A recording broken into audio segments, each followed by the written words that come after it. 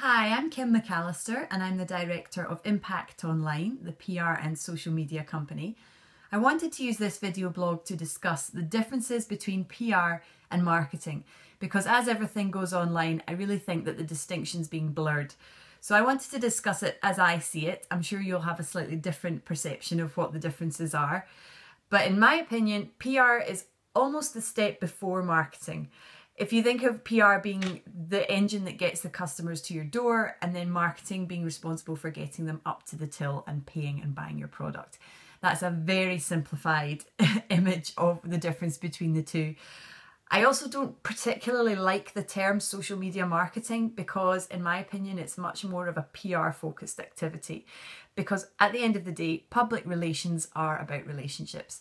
It's about building up a perception of your company and your product or service in the minds of the public, who are at the end of the day your customers. So I would suggest that PR is much more of a long-term strategy.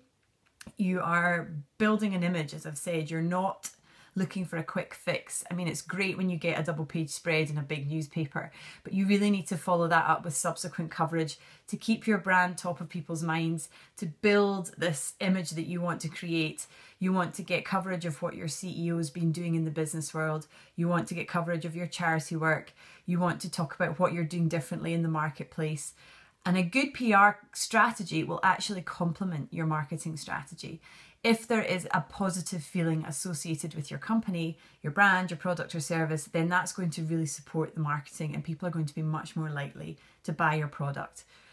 There's definitely less control with PR because you're looking for stories about your company. You're looking for angles that the press can take. You're looking for coverage, product reviews, that kind of thing. And at the end of the day, you don't have the control over what the press write. You can be very clever about how you present your stories to them, but at the end of the day, it's the editor who makes that final decision. With marketing, you have all the control. You can decide where to advertise, what your product looks like, what your packaging looks like, where you place it in the shop. So that's a major difference, I would say.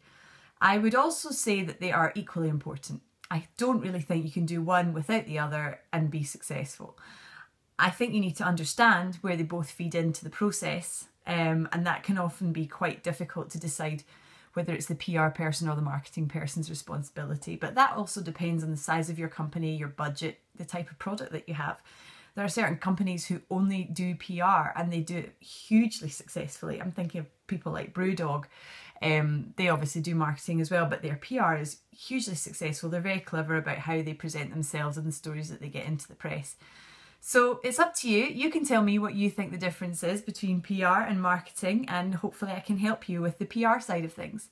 You can drop me an email, kim@impactonline.co.uk. You can tweet me @KimMcAllister and check out the website impactonline.co.uk.